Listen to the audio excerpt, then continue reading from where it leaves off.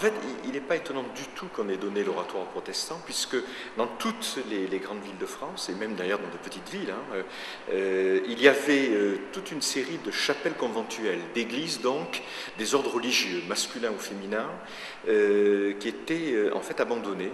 La Révolution y a interdit les ordres religieux, les congrégations s'étaient dispersées, c'était la grande époque de la persécution, et on se retrouve dans les villes avec des couvents vides et des chapelles quelquefois monumentales, de grands ordres religieux, vides. Et donc l'idée qui était assez naturelle en fait a été d'opérer une substitution des temples et donc de remplacer ces congrégations religieuses disparues, elles allaient se reconstituer mais plus tard au XIXe siècle, de les remplacer dans leurs immeubles par des protestants qui eux étaient maintenant tolérés, autorisés, mais se retrouvaient sans absolument aucun lieu de culte en dur, puisque évidemment le désert du XVIIIe siècle n'avait pas construit de temple, sauf quelques hangars et quelques granges dans les régions rurales. Donc l'idée qui était assez logique a été d'offrir, soit gracieusement, soit par vente, il y a eu les deux, ces chapelles, dont certaines avaient des tailles d'église paroissiale, comme ici l'oratoire, assez monumental, de les offrir aux jeunes, entre guillemets, protestantisme, pour qu'ils rentrent dans ces nouveaux murs. Et c'est ce qui s'est passé, à la satisfaction d'ailleurs des protestants.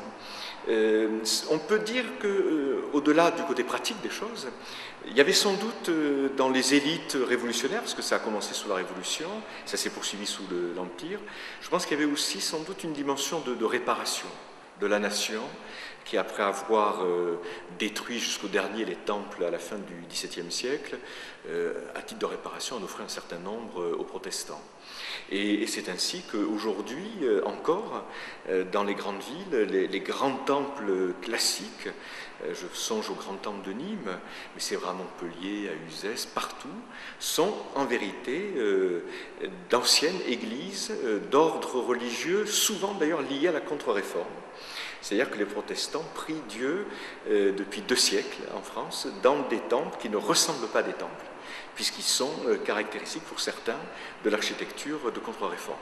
Voilà. Ceci dit, avec l'essor, bien sûr, c'était qu'une solution temporaire, et donc les protestants se sont remis à partir des années, au tout début des années 1820. Il y a eu quasiment rien sous le Premier Empire et dans les années 1810, mais très vite, et la monarchie restaurée a accompagné le mouvement avec bonne foi et du financement public.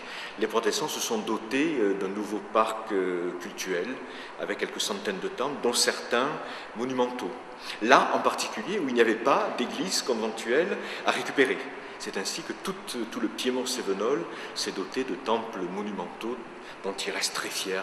Je songe aux temples vraiment gigantesques d'Anduze, de Ganges, de Saint-Hippolyte-du-Fort, etc.